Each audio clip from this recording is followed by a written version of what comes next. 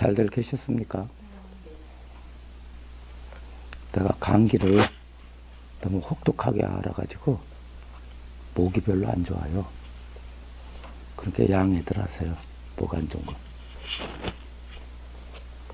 자, 다음입니다.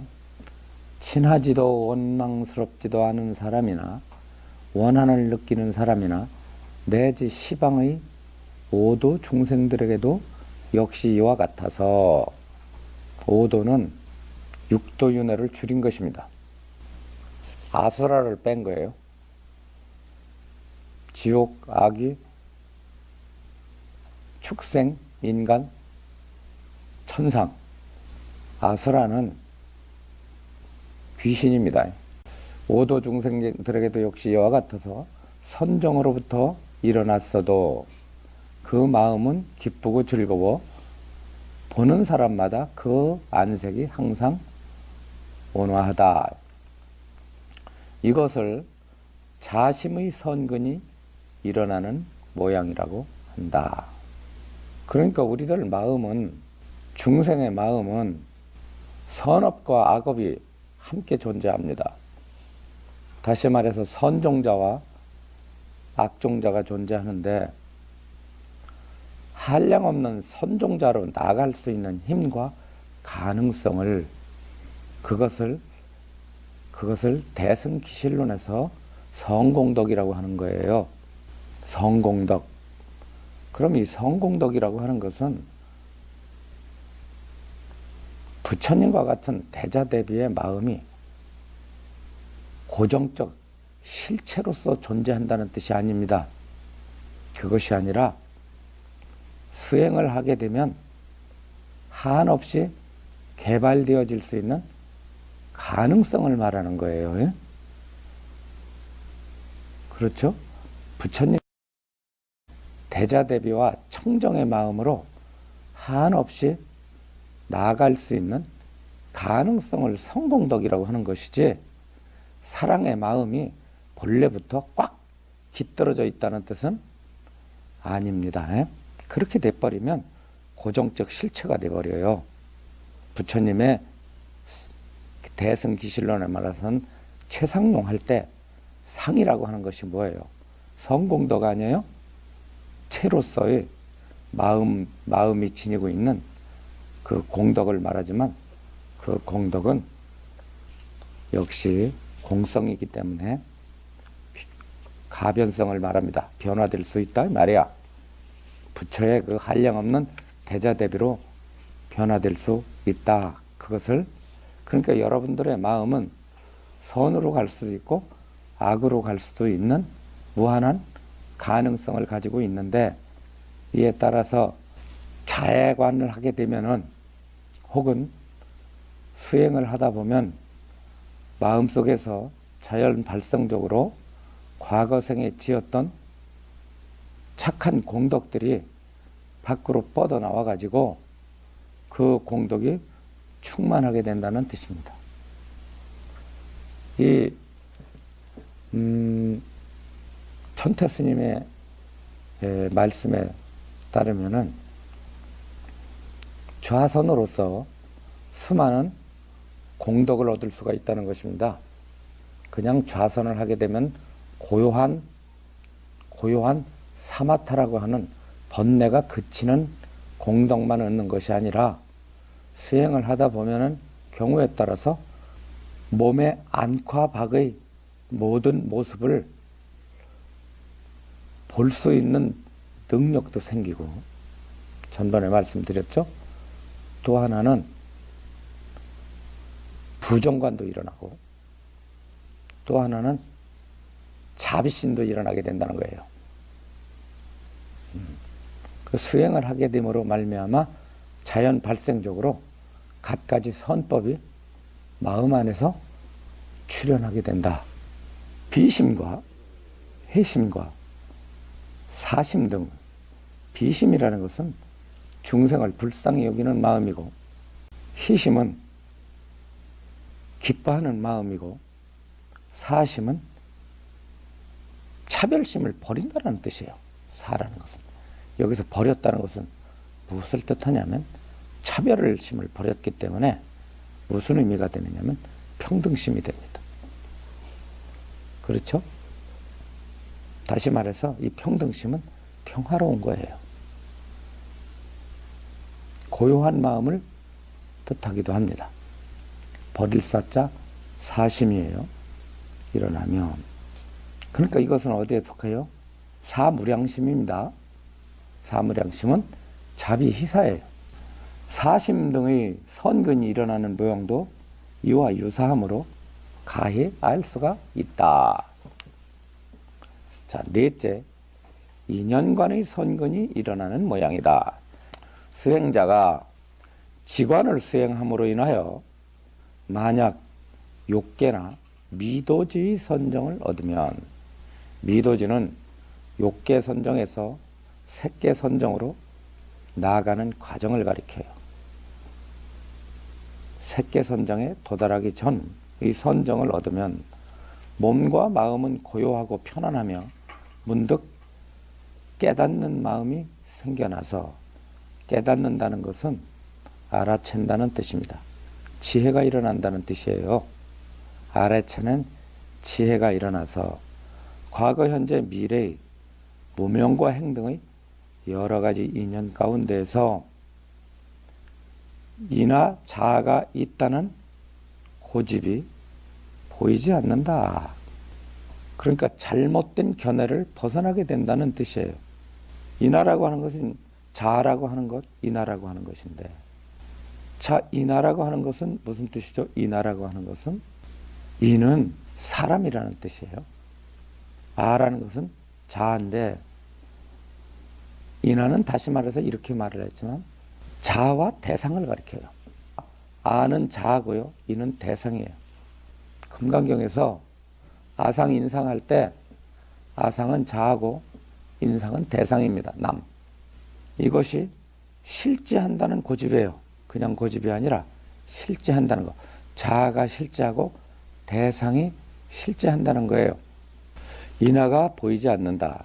여기 보면은 미래의 생기나 과거, 현재, 미래의 무명행 등의, 여기서 무명이라는 것은 근원적 어리석음이고요. 행이라고 하는 것은 과거생의 업을 가리킵니다.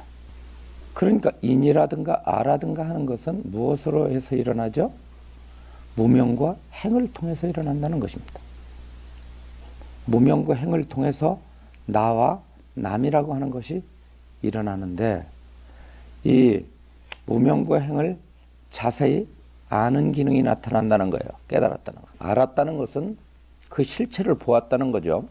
무명과 행을 통해서 인화가 일어나지, 무명과 행이 끊어지면 인과 아가 본래 없다는 거다. 그 여러분들의 몸과 마음이라고 하는 것은, 나라고 하는 것은 무명과 행을 조건으로 일어난다고 그랬죠. 이것이 바로 뭐겠어요? 12연기의 줄임말입니다. 12연기의 줄임말이 여기서 줄임말을 무명행으로 표현했어요. 그렇죠. 무명과 행으로 인해서 육입이 있잖아요. 자, 육입이 있다는 말은 무슨 뜻이죠? 무명언과 행을 조건으로 육입이 있어요. 무명행식 명색 육입 그랬습니다. 그죠? 그러면 무명을 조건으로 행이 일어나고, 행을 조건으로 명색이 일어나고, 명색을 조건으로 육입이 일어납니다. 자, 육입이 일어났다는 것은 동시에 뭐가 일어났다는 뜻이죠? 육경이 일어났다는 뜻이죠. 왜? 육입이라는 말은 육경에 대비해서 육입이라고 말합니다. 자, 육입이 일어나면은, 육입이 일어날 때는 대상이 일어났기 때문에 육입이라는 것이 아상이 되고 육경이라는 것은 인상이 됩니다. 따라서 주관과 객관이라고 하는 인상과 아상, 이것은 본래 있는 것이 아니라 과거생의 무명과 행을 조건으로 나타났다는 것을 가리킵니다. 본래 주관과 객관은, 인과 아상은 존재하지 않는다는 의미예요. 이것이 허물어지게 됩니다. 대승에서는 이렇게 인아상이 허물어져 가지고 본래 차별이 없는 경계를 뭘로 표현하셨죠? 일진법계로 표현하셨습니다. 일진법계는 부처님의 중도묘법이에요. 중도묘법이라는 게 뭐죠? 주관과 객관을 넘어선 것을 중도라고 말합니다. 벗어났기 때문에. 나와 남을 벗어난 것을 가리켜요. 무엇이 다릅니까? 당신과 나는 본래부터 하나다. 이것은 벗어난 게 아닙니다. 당신과 나를 두고서 하나인 거 아닙니까? 그래요, 안 그래요? 그렇기 때문에 불교는 너와 나가 하나를 가리키는 게 아닙니다. 너와 나가 본래 없다는 뜻이에요. 이대로 두고 말입니다. 여러분들의 몸뚱아리와 마음 그리고 세상과 대상을 그대로 두고 벗어났다는 뜻이에요. 이게 중도묘법이에요. 일진법계가 중도묘법이고 그 중도묘법을 깨달은 그 마음을 이것을 갖다가 진여심이라고 그러고 이것을 차별 경계가 없는 원각이라고 말하고 이것을 대능엄이라고 말합니다. 이것이 본래부터 그러하기 때문에 아무런 차별이 없고 본래부터 이것은 수행을 해가지고 만들어지는 세계가 아니라 본래부터 모든 존재의 실상이 그렇기 때문에 이렇게 이러한 실상의 경계를 묘법연화라고 말을 하고 대방광물 화엄경이라고 말을 합니다. 다른 경계가 아니에요. 따라서 12인연법이라고 하는 것은 범부중생의 경계죠. 열애의 경계는 아닙니다. 12연기는 몹쓸 법이죠. 그렇다면 여러분들은 연기법대로 살아야 돼요? 연기법대로 살지 말아야 돼요? 연기법대로 살지 말아야 되는데요. 툭하면 사람들이 나와가지고 연기법대로 살으래요. 참나 기가 막혀가지고요. 그러면 곧 자 계속 공부해. 인하가 보이지 않는다. 그러면 곧 당견과 상견을 떠나 삿된 고집과 견해를 깨뜨리고 단견이라는 것은 무슨 뜻이냐면 아주 없다는 거예요. 자아는 끊어진다는 게 이게 단견입니다. 나는 없다. 이렇게. 반대로 상견은 뭐냐면 나는 있다. 이게 어떻게 되냐면 이렇게 봐요. 자, 여러분들의 어제와 오늘이에요. 그럼 여러분들의 오온이 여러분들의 몸과 마음이 어제의 내가 오늘의 내가 동일하다. 어제의 내가 곧 오늘의 나다. 어제의 내가 오늘로 이어져 내려왔다. 1년 전에 나와 1년 후에 나는 같은 놈이다라고 생각하는 게 상견이에요. 반대로 어제와 나와 오늘의 나는 전혀 다른 존재이다. 이렇게 생각하면 단견입니다. 그러니까 아침에 나와 지금의 나는 같은 놈이다. 상견이에요. 아침에 나와 지금의 나는 다른 놈이다. 단견이에요. 1초 전에 나와 1초 후에 나는 같다 다르다. 이것이 상견 단견이에요. 여러분들은 어떤 견해를 택해요? 같은 놈도 아니고 다른 놈도 아니에요. 같은 놈도 아니고 다른 놈도 아니기 때문에 과거를 소중히 여기지도 않고 반대로 과거를 함부로 여기지도 않아요. 그래요, 안 그래요? 반대로 과거의 잘못에 대해서 양심의 가책을 느끼지 말아야 돼요. 과거의 잘못에 대해서 양심의 가책을 갖지 말아야 돼요. 아니면 과거의 잘못에 대해서 양심의 가책을 가져야 돼요. 어떻게 해야 돼요?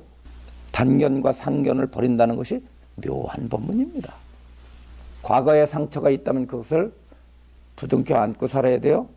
아니면 과거의 상처를 버리고 살아야 돼요. 선택입니다. 그게 수행이에요. 그것을 어떻게 운용하느냐. 이 법문이 보통 법문이 아닙니다. 자아에 대해서 과거의 나와 현재의 나가 동일한 자도 아니고 다른 자도 아니라는 것. 또 제3자도 아니라는 것. 과거와 단견과 상견을 버린 제3의 나가 존재하지 않는다. 다만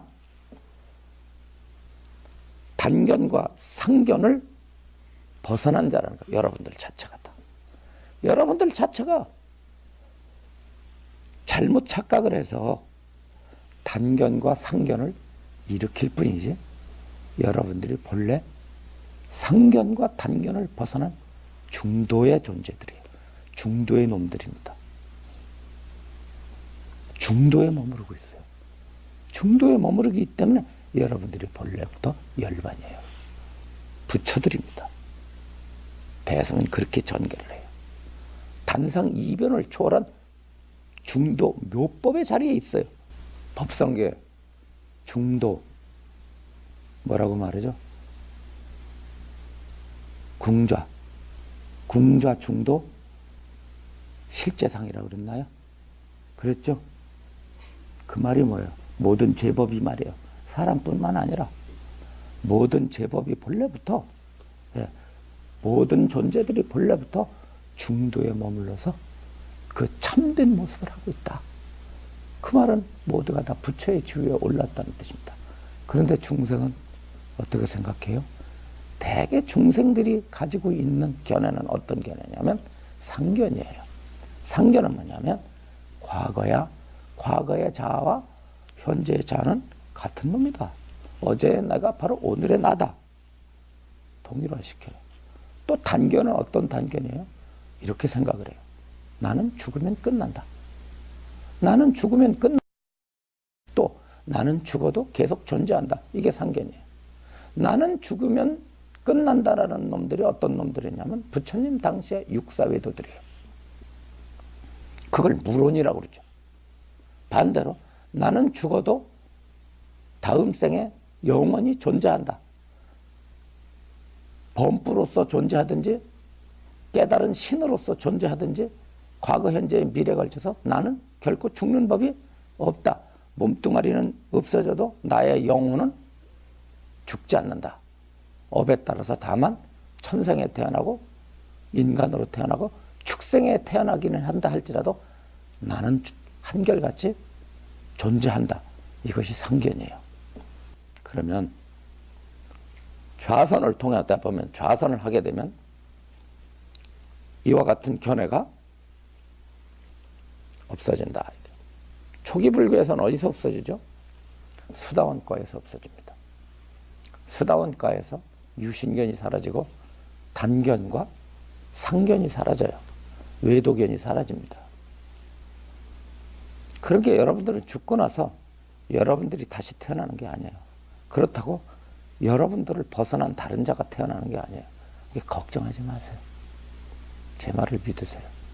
내세에 대해서 내가 어떻게 될까에 대해서 생각하는 사람들은 번뇌를 일으키는 자라고 부처님께서 경고하셨어요. 내세에 대한 집착은 사땡견에 들어가요. 사견에 들어가요. 그러니까 금생에 어떻게 착실하게 살 것인가, 어떻게 행복하게 살 것인가를 1차적 과제로 삼으세요.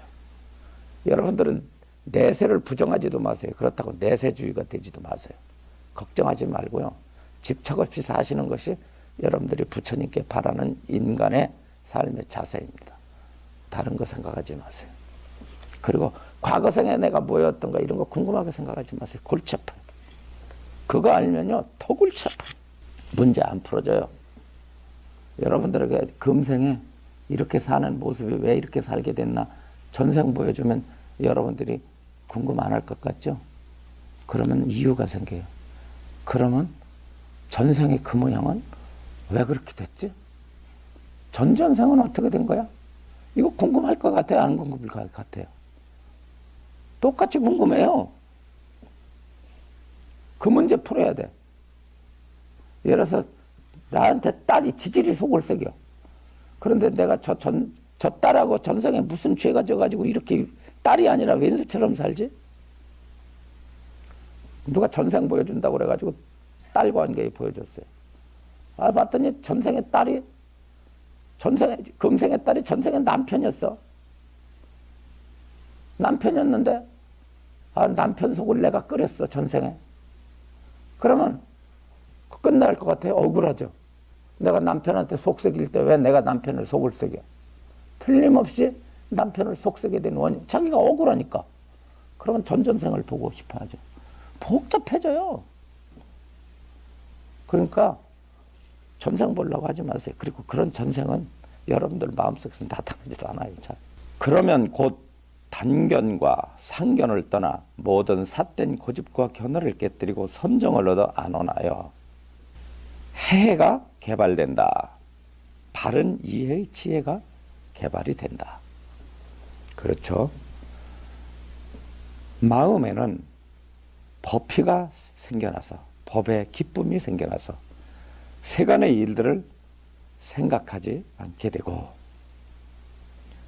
세상의 일들보다 훨씬 행복을 얻게 됨으로 인해서 세간의 여기에 일들을 생각하지 않는다는 것은 세간에 집착하지 않게 된다. 그러니까 우리가 세간에 집착하는 것은 이것이 뭐냐면 집착을 하지 않아야 정상이라는 뜻입니다. 본래 세간에 대해서 집착을 하지 않고 거기에 갖가지 고통을 받지 않는 것이 인간들의 본래의 삶이고 정상적인 삶이라는 거예요. 이것이 정상적인 삶이라는 것입니다. 집착을 하지 않아야 되는 것이 정상적인 삶이라는 거예요. 수행을 해서 해탈을 하는 것이 특별한 삶이 아니라는 거예요. 먼저 번에 대화를 한 가운데 누구하고 대화를 한 적이 있느냐? 대화를 한 적이 있어요. 수행을 해서 탐진치 삼독을 일으키지 않는 것은 아주 특별한 일이 아닙니다. 그것은 정상적인 일입니다. 우리들이 모든 사람들이 정상적인 궤도를 가지 않았을 뿐이죠. 그러므로 수행에서 얻어지는 탐진치를 소멸하는 일은 사람들이 오히려 특별하게 느끼는 것 자체가 잘못된 생각들입니다. 그것은 잘못된 견해들입니다. 이렇게 말을 해요. 이해하시겠죠? 네. 탐진치를 소멸하고 살아가는 것은 화를 내지 않는 것, 욕심을 내지 않는 것, 어리석게 살지 않아야 되는 것은 이것은 세상에 태어나서 정상적인 삶이라는 거예요. 그것이 그러게끔 인간의 오운의 구조는 본래부터 그렇게끔 되어 있다는 거예요. 본래. 그렇죠. 그런데 무명과 행으로 인해서 왜곡되었을 뿐이라는 것입니다. 그래서 수행이라는 것은 정상의 길로 가고자 하는 것이지 특별한 길을 새로 만들어가지고 그 길로 인간을 인도하는 것이 아니라는 대화를 한 적이 있어요. 마음에는 법회가 생겨나서 세간의 일들을 생각하지 않게 되고 나아가 오음과 12처와 18개 속에서도 18개 속에서 분별하는 것도 이와 같다. 오음은 오은의 달인말이라고 그랬어요. 그렇죠. 왜냐하면 무명과 연결할 땐 오음이라고 합니다. 여러분들의 오온이 밝아야 되죠. 오온이 밝지 못하고 어둠 속에 있으면 오음이라고 그래요. 그러면 오음이 수행을 해서 밝으면 뭐라고 그럴까요? 예? 온광이라고 그래요. 그래서 옛날에 중국의 법사님 중에 온광법사가 있었습니다. 오온이 밝다 이거야. 부처님께서는 아난다에게 이르셨어요. 아난다야, 중생의 헌 오온을 버리고 새로운 오온을 찾아야 되느니라 그랬어요. 예. 새로운 오온을 얻어야 되느니라 그랬어요. 헌 오온을 버리고. 그 헌 오온은 오음이에요. 새 오온은 온광이에요. 온이 빛이 나요. 그런 뜻이에요. 그래서 이 오음과 12처와, 그러니까 오음과 12처와 18개는 다 무명에 의해서 일어난 것입니다. 온척에 18개라고 그래요. 이걸 온척에는 다 무명을 조건으로 일어납니다. 주관과 객관이라는 것, 나와 남이라는 것은 무명으로 일어나요. 자, 나와 남이 없어진다는 것은 무슨 뜻이냐면 내 몸도 사라지고 내 마음도 사라지고 이 세상도 사라져서 아무것이 없는 텅 빈 허공이 된다는 뜻이 아니에요. 그런 뜻이 아니라 몸과 마음을 이대로 두고 이 세상의 모든 걸 그대로 두고 이것이 주관과 객관으로 분별한다든가 나눈다든가 하지 않는다는 뜻입니다. 또 설명하다 말았는데 불교에서 무아라고 하는 것은 이때 무자라는 것은 중도의 무예요. 유에 반대되는 무아가 아닙니다. 무아했을 때 무아는 나가 없다는 뜻이 아니에요. 아주. 무슨 말씀인지 아시겠어요? 오온이 아주 없다는 뜻이 아니라 오온은 유무를 벗어난 중도라는 뜻이에요. 오온이 있다는 것도 아니고 오온이 없다는 것도 아닌 것. 그래서 오온이 중도를 뭐라고 그랬냐면 이것을 오온이 무아라고 말한 거예요. 오온이 있다라는 뜻도 아니고 오온이 없다라는 뜻도 아니에요. 그래서 무아는 오온이 없다라는 것이 아니라 오온이 있다라는 뜻이 아니라 중도라는 의미로서 무아를 가리킵니다. 그런데 이거를 잘못 알아듣는 사람들은요, 참나가 없다, 그런 영원 불변한 참나가 없다므로 부처님께서 무아를 설하셨다 그러면 뭐라고 공격하는지 아세요? 그러면 닌 뭘 가지고 말을 해? 이렇게 말을 해. 참 기가 막혀요. 나보고 말하는 말이, 나보고 하는 말이. 오는 무아요 말을 하면 나보고 뭐라 하냐고. 말하는 당신은 뭐야 그래. 뭘 가지고 말해 그래. 그런 공격을 왜 하겠어요? 무아를 말하는 것은 유아를 그치게 하기 위해서 무아를 말하는 건데, 무아를 이쪽은 단상 이변 가운데 단아, 무견에 떨어져 가지고 유아설을 공격하는 것을 다시 비방하고 있는 거예요. 이것은 왜 그래요? 부처님의 교법을 제대로 이해하지 못했기 때문에. 이게 바보 천치들이에요. 이쪽을 치기 위해서 이런 견해를 치니까 이것이 잘못됐다고 친다면, 이것이 잘못됐다고 쳐버리면요, 이건 뭐냐고 난리를 쳐요. 이것을 깨뜨리기 위해서 이것을 깨뜨려서 쳤는데 이쪽에서 벌떡 일어나가지고 치는 놈은 뭐냐고 물어요. 이게 그러니까 내가 생각할 땐 부처님 골치 아팠을 거예요. 골치 아팠어. 유무주의자들로부터 쌍으로 공격을 받았을 테니까. 브라만 교돈놈들 지랄하지. 육사외도 및 62견을 가진 살 수가 없죠. 그런데도 굳건하게 그걸 갖다가 다 물리쳐버리고 중도 묘법을 끝까지 천명을 해서 거대한 교단을 세운 걸 보면 보통 분은 아닌데, 이런 설법을 논리적으로 하다 보고 그걸 납득시키려고 하다 보니까 어디 중생들이 그것을 알아들을 수 있겠어요? 못 알아들어요. 구도의 진리에 대해서 알려고 하는 놈도 잘 없죠. 사실 한국에 기독교인들 많고 불교인들 많지만 진리를 알고자 하는 사람들이 있겠어요? 거의가 다 기복신도예요. 기독교인들이요, 교회 많이 다닌 것 같지만 성경 공부 잘 안 합니다. 기도회는 잘 참석하고 예배는 잘 참석해도 교리 공부들 안 해요. 골치 아프다 이거예요. 하나님한테 기도해서 하나님한테 은총 받지 기독교 교리할 필요가 뭐 있냐 이거예요. 불교인들 마찬가지예요. 그러니 불교 여러분들처럼 불교를 진리로 공부해가지고 접근하는 사람 몇 명이나 되겠냐 이거야. 그러니까 불교가 살아남기가 엄청 힘든 거야. 지금 이 시대에도.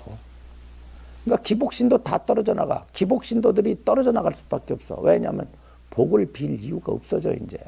과학이 다 해주니까. 문명이 발달하고 문화가 발달하고 과학이 발달하면서 종교가 해줘야 될 기복성을 다 해주잖아. 과학자가 다 해주고 의사가 다 해주고 전자산업이 다 해주고 유전공학이 다 해주고 모든 것들이 다 해주는데 기복이 필요가 없잖아요. 한마디로 옛날에 애 못 나면 바위한테 가서 빌든지 산신한테 가서 빌고 미륵부처한테 가서 빌었는데 요즘 그럴 일 없어요. 산부인한테 의사한테 가서 매달리는 게 훨씬 가깝다 이거야. 그러니까 기복신도 다 떨어져 나가. 불교 기복신도 다 떨어져 나가면 신도 몇 명 되겠어요? 배도 안 돼요. 그래서 내가 생각에는 앞으로 불교 신도요 200만밖에 안 남아요. 그래야 정상이고요. 그러니까 여러분들 어느 매석커뮤니티에서 불교 신도 떨어져 나갔다 할지라도 조금 더 애석하게 생각하지 마세요. 당연히 떨어져 나갑니다. 당연히 떨어져 나가요. 그래서 안 떨어져 나가는 사람들 중심으로 불교가 재건돼야 돼요. 재건돼야 돼. 그래서 이것을 인연관의 선근, 인연관이라고 말을 했는데요. 인연관은 다른 게 아니라 뭐겠어요? 연기관입니다. 연기가 일어난다. 연. 오음 12처 18개는 다 이것이 연기설에 입각해서 설해진 교설들입니다. 그죠? 오운도 연기설에 의하고 12처도 연기설에 의하고 18개 이게 다 연기설에 의존해서 일어납니다. 이것을 바로 연기관의 선근이 일어나는 모양이라고 한다. 수행을 하게 되면은 이와 같은 인연상을 보게 된다. 190페이지. 다섯째, 연불의 선근이 일어나는 모양이다. 수행자가 지관을 수행함으로 인하여 만약 욕계나 미도지 선정을 얻으면 몸과 마음이 공적하여 본득 모든 부처님의 공덕과 상호의 불가사의함과 지니고 계시는 심력 사무의 18불공법이 삼매해탈 등의 불가사의함과 신통변화 걸림없는 설법 등으로 널리 중생을 이롭게 하신 불가사의 등 이와 같은 한량없는 공덕의 불가사의함을 떠올려 생각한다. 이렇게 염할 때 바로 경외하는 마음이 생겨나 삼매가 개발되고 몸과 마음이 즐거우며 청정하고 안온하여 모든 나쁜 생각이 없어진다. 선정에서 일어나도 몸이 경쾌하여 스스로 공덕이 높아져 사람들이 사랑과 존경을 받는 것을 알게 된다. 이것을 연불삼매의 선근이 일어난 모양이라고 한다. 이게 이제 연불관이 일어난다는 것입니다. 연불이라는 것은 부처가 떠올려진다는 뜻이에요. 여기서 연불은 부처를 생각한다는 뜻이 아니라 연불이 마음 가운데서 떠올려진다는 것입니다. 이것은 왜 그러냐면 뭘 뜻해요? 수행을 하는 사람이 평소에 불자에게만 일어납니다. 불자가 아닌 사람에게는 일어나질 않아요. 혹은 과거생에 부처님을 지극히 신봉했던 사람에게 나타나는 현상입니다. 어떤 사람이 비록 연불관을 하지 않아도 부처님을 깊이 흠모하는 마음을 가지고 선정을 닦게 되면 자기의 의도와는 관계없이 마음 가운데에서 부처의 형상이 출현합니다. 그것은 자주 있는 일들이에요. 주로 부처님의 얼굴들이 많이 떠올린다고 그래요. 때로는 그 부처님의 얼굴이 그냥 형상으로 일어나지 않고 그 부처님이 여러 가지 모습을 보인다는 것입니다. 웃는 모습이 보여진다든가 또는 설법하는 모습을 띈다든가 혹은 갖가지 인계를 짓는 모습. 인계가 뭐죠? 인계가 이런 손을 이렇게 짓는다든가 혹은 광채를 낸다든가 이런 모습을 띠고 또 연꽃을 들고 있다든가 약병을 들고 있다든가 구름을 타고 있다든가 하는 등의 여러 가지 신변을 보이신다는 뜻입니다. 그것은 바로 밖에서 부처님이 밖에서 들어오는 것이 아니라 자기 내면에 부처님을 흠모하고 부처님을 우러러 보았던 그 선근이 명상을 통해서 갖가지 현상으로 나타난다는 뜻이에요. 이것을 연불관이라고 말을 합니다.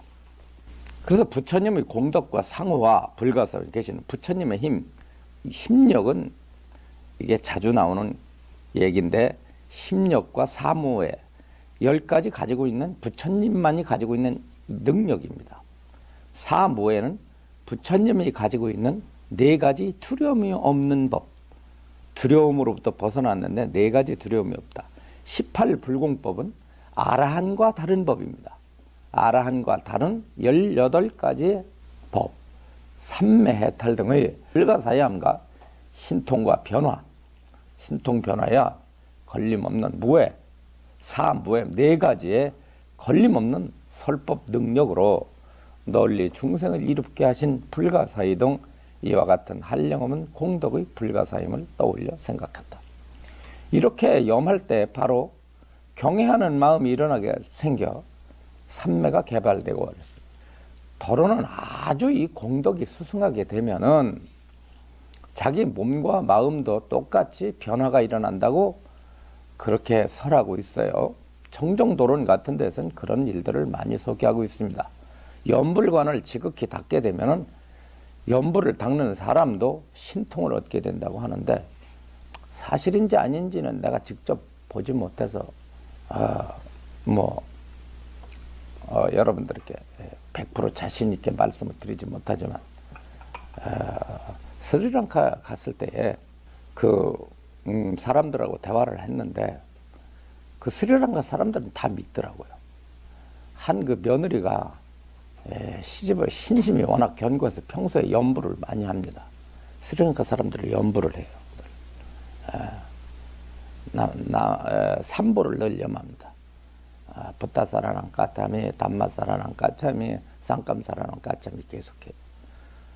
그걸 계속하고 특히 부처님 거기는 부처님을 많이 모셔놨잖아요. 집집마다, 고을마다, 나라에 어디를 가든지 차를 타고다 보면 바위에 부처님이 안 새겨진 데가 없어요. 여러분 동남아 한번 가보세요. 미얀마를 가보면요 곳곳이 부처님입니다. 하다못해 고속도로를 닦을 때 절벽을 깎잖아요. 그죠? 도로를 깎으면 절벽이 있잖아요. 절벽 양쪽에다 부처님 그려놓고 그걸 등으로 다 장엄해 놨습니다. 그렇게 부처님을 그렇게 자주 봐요. 그 사람들은 마음속에 아주 부처님이 새겨져 있죠. 왜 그렇게 우리가 이 부처님을 그렇게 새겨놓는 이유들이 있습니다. 그 부처님을 자주 봄으로 인해서 부처님의 상호를 자주 봄으로 인해서 국민성들이 착해지는 거예요. 부처님 같은 분을 자주 보게 되니까 마음속에서 자연히 부처님이 살아있으니까 악행 같은 걸 못 하잖아요.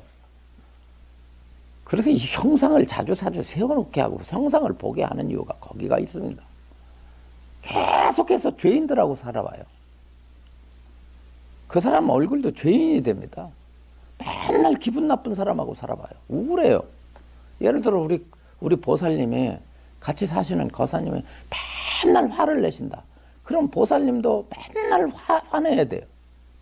웃는 모습 한 번도 보지 못한 사람은 맨날 웃질 못해요. 혼자 웃을 일이 없거든요. 그럼 부처님만 맨날 보면은 부처님 같이 되는 거 아니에요? 미얀마에는 그런 거, 그래서 자꾸 형상을 새겨 놓는 거예요. 우리가 좋은 사람하고 어울리는 이유는 기분이 좋고 아주 쾌활한 사람하고 어울리는 것은 좋은 일입니다. 그런데 이제 스리랑카 같은 경우도 국교다시피 하니까 많죠. 그러니까 늘 부처님한테 예배를 했는데 어느 날 보름이 되면은 응당 공양을 모시고 가족들이 자기가 다니는 사원에 부처님한테 가서 공양물을 올리게 돼 있는데 아기를 가진 거야. 임신을 한 것이지. 못 가잖아요. 못 가니까 며느라 우리가 오늘은 가서 공양을 올릴 테니 너는 집에 있거라 그랬어요. 그 가족이 다 집에 갔는데 자기도 부처님을 향해서 예배를 하고 싶으니까 집에 꼭대기에 올라가면 2층 집인데 2층 집 꼭대기에 올라가면 절이 보여요. 절이 보이는데 거기다가 마음을 보낸 거예요. 내가 나도 거기에 있는데 자고서 염불을 했어요. 나도 간 것처럼. 그 마음이 거기로 가는 거예요. 가서 절을 했는데 가족들 말에 자기 며느리가 옆에 그 예배 드리는 곳에 왔대요. 공간 이동을 한 거예요. 그 경에 보면은 어떻게 왔냐니까 몰았던 게, 근데 어떻게 해서 왔느냐 그랬더니 위에서 바라보고 부처님 보고 예배를 올리는데 마음에서 엄청난 환희심이 일어났다는 거예요. 여기서 그 환희심이 일어나면서 몸과 마음이 가벼워졌는데 순식간에 이동을 했다는 거예요. 그러니까 우리가 좋은 일에 너무너무 기쁘게 되면 몸이 날른다는 겁니다. 여러분들 기분이 좋으면 몸이 떠요, 안 떠요? 기분이 좋으면 몸이 뜨고요. 기분이 나쁘면 몸이 가라앉는 것처럼 이 마음이 매우 행복한 상태에서 원하게 되면 자신의 몸도 글로 갈 수 있다고 하는 것이 논서 같은 데 보면 더러 나타나는데 삼국유사에서도요. 보면은 비슷한 얘기가 있어요. 누군지 삼국유사 보면 이름을 내가 잊어버렸는데 생각하고 아미타불 연불 하다가 살아서 산채로 극락세계에 태어났다는 일화가 있어요. 산채로 서방극락에 태어났다는 기록이 있어요. 그런 기록이 있는 것은 바로 그것이 뭐 진실이다 아니다를 떠나서 수행의 공덕을 그렇게 소개하고 있죠. 그래서 선정이라는 몸이 경쾌하여 스스로 공덕이 높아져 사람들이 사랑과 존경을 받는 것을 알게 된다. 그러니까 이것이 스리랑카나 중국이나 한국이나 똑같은 말을 하는 거예요. 그렇죠? 중국 스님은 이렇게 말씀하셨고 삼국유사를 쓴 이련 스님은 산채로 연불을 하다가 기쁨이 일어나서 산채로 극락 갔다는 말이 같은 의미를 가지고 있습니다. 나라는 달라도 의미는 같은 거예요. 193페이지에 또한 다음으로 수행자가 지관을 수행함으로 인하여 만약 몸과 마음이 맑고 깨끗함을 얻으면 혹 무상과 고와 무아와 부정, 세간의 싫은 것, 음식의 부정한 모양, 죽음, 떠남, 다함에 대한 생각을 일으킬 수가 있다. 25 봅시다. 여기서 십상을 말한다 이 말이야. 십상 10가지의 상념이 일어나게 된다. 10가지 상념이 일어나게 되는데 10가지 상념이 무엇인가? 다음의 10가지 관상을 하는 것이다. 첫째, 내 몸과 세간이 끊임없이 생멸 변화하여 잠시도 멈추는 일이 없어 무상하다고 생각하는 것. 첫 번째가 이러한 무상으로 인하여 생로병사를 겪으니 괴롭다고 생각하는 것. 세 번째는 모든 법은 인연으로 생기며 자기 성품이 없으므로 나도 없다고 생각하는 것. 무아상이죠. 무아상. 그러니까 무상을 관찰하는 것. 두 번째는 고라고 생각하는 것. 세 번째는 무아라고 생각하는 것. 네 번째는 음식을 탐한다면 어떻게 이 몸을 버릴 수 있겠는가 하고 음식에 대해 부정하다고 생각하는 것. 그 음식을 탐하게 되면 몸에 대한 집착을 버릴 수 없게 된다고 생각하면서 음식은 이것이 몸에 대한 탐욕을 일으키게 하는 부정된 것이라고 생각하는 겁니다. 음식에 대한 부정이에요. 다섯 번째는 전륜성황도 복이 다하면 타락하게 되니 일체 세간은 즐거워할 것이 없다고 생각하는 것 이겁니다. 다섯 번째는 목숨은 위태로워서 한 번 숨을 내쉬지 못하면 곧 죽는다고 생각하는 것이다. 그러니까 한 번 내쉰 숨 들어쉬지 못하고 들어쉰 숨을 내쉬지 못하면 곧 죽는다고 생각하는 것이다 말이야. 이것을 사상이라고 합니다. 일곱 번째, 인체는 안으로 36가지가 있으며 오장육부를 가리킵니다. 있으며 항상 더러운 것이 흘러나와서 부정하다고 생각하는 것. 이것이 부정관입니다. 여덟 번째, 열반의 인연을 맺고자 번뇌를 끊겠다고 생각하는 것. 이건 단상이에요. 끊겠다고 생각하는 겁니다. 번뇌를 끊겠다고 생각하는 거예요. 번뇌무진 서원 단위입니다. 다 번뇌를 끊어버리고 벗어나겠다고 생각하는 것, 이걸 이상이라고 그러는데 이걸 출리상이라고도 말을 합니다. 출리, 세간을 벗어나겠다는 거예요. 이 불교에서 출리는 대단히 중요합니다. 이 삼계를 벗어내야 되겠다, 번뇌로부터 벗어내야 되겠다는 마음을 일으키지 않으면 번뇌로부터 벗어나지 못하기 때문에 이 출리상을 하라는 거예요. 안욕따라 삼약 삼보리심은 이걸 다 포함하고 있습니다. 안욕따라 삼약 삼보리심은 출리상을 가지고도 있고 동시에 단상을 가지고 있기도 하고, 그죠? 끈을 읽기도 하기 때문에 이렇습니다. 상념을 벗어나는 것조차 없어진다고 생각하는 것, 이게 한문으로 인상이라 다할 진짜 진상이라고 합니다. 이상 10가지 상에 대해서 대반열반경, 대반열반경은 대승열반경입니다. 대반열반경에 두 가지가 있어요. 소승열반경이 있고 대승열반경이 있는데, 스님께서는 대반열반경을 근거로 해서 이렇게 설명합니다. 34권 가서품에 자세히 설해져 있다. 이 십상에 대한 계율을 밝히면 이렇습니다. 무상상, 고상, 무아상, 식부정상, 단상, 이욕상, 진상, 이렇게 말을 해요. 나머지는 여러분들이 이걸 읽어보세요. 염불, 염법, 염승이 있다. 염불, 염법, 염승, 염계, 염사, 염천, 육념의, 이랬습니다. 요거는 어디에도 들어가느냐 하면 초기 불교에서 삼매를 얻는 방법 가운데, 삼매를 얻는 40가지 방법 가운데 들어가고 있습니다. 염불은 부처를 염하는 것이고, 염법은 부처님의 교법을 생각하는 것입니다. 부처님이 설하신 가르침을 생각하는 거예요. 염승은 자신이 존경하는 스님을 생각하는 것입니다. 스님을 생각하는 것도 수행의 하나입니다.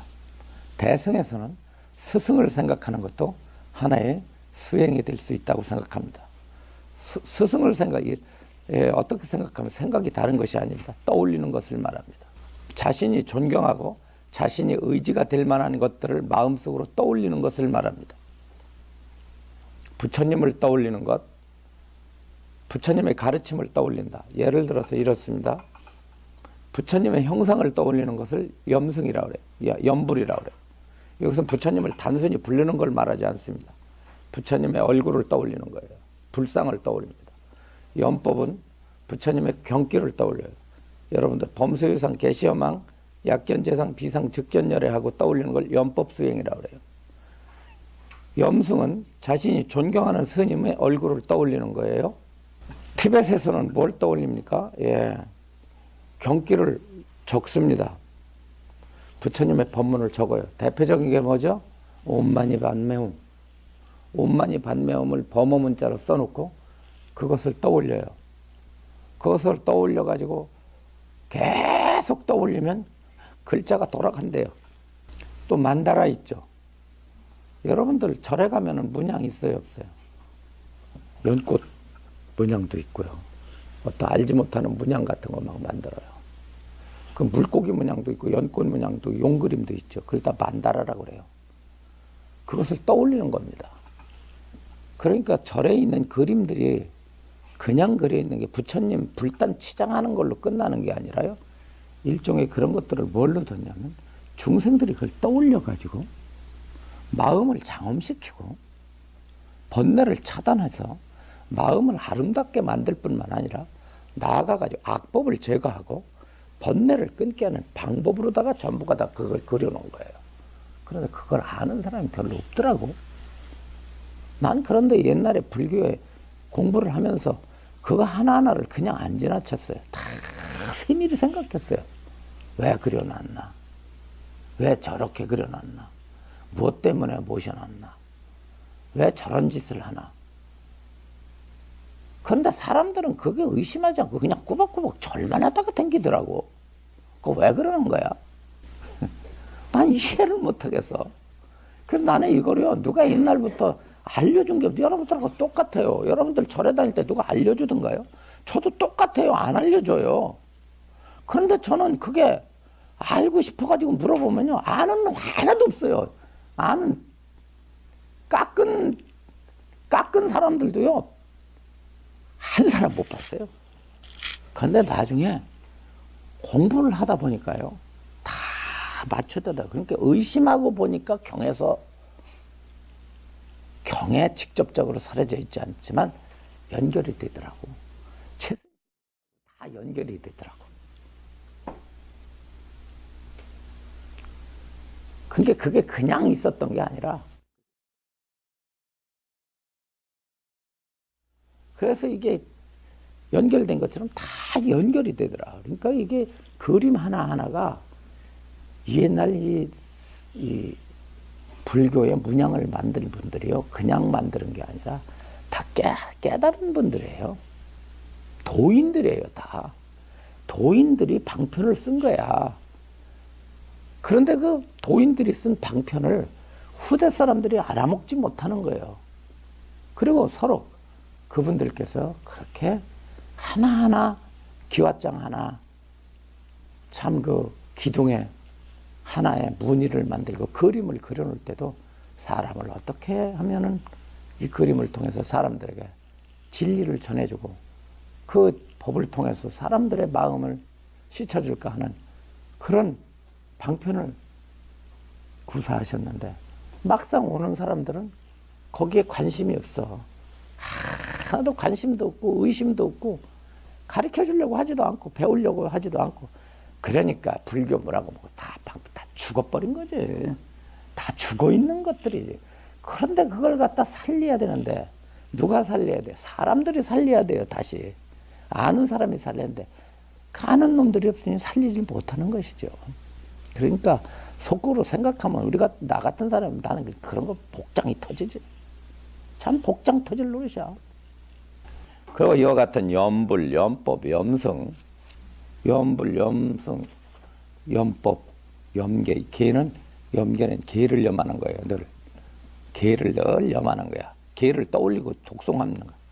염사라는 것은 버리는 걸 생각하는 거예요. 계속 나 이걸 버려야 되겠다. 여러분들이 계속 뭘 버릴 걸 생각하는 거예요. 마음으로 내가 이걸 버려야 되고 저걸 버려야 되고 저걸 버려. 내 마음속에 딸을 버려야 되고 내 마음속에 아들을 버려야 되고 내 마음속에 욕심을 버려야 되고 내가 돈에 대한 욕심을 이걸 자꾸 버리는 걸 가르쳐요. 집착을 버리는 걸 뜻해. 이걸 뜻하는 거야. 이런 거. 염천은 뭐냐면 하늘을 생각하는 거야. 내가 죽어서 하늘에 가야 되겠다. 그냥 하늘의 공덕을 생각하는 거야. 염천의 6년과 4년차. 다음 시간에 합시다. 여기까지만 하고 이만 줄이겠습니다.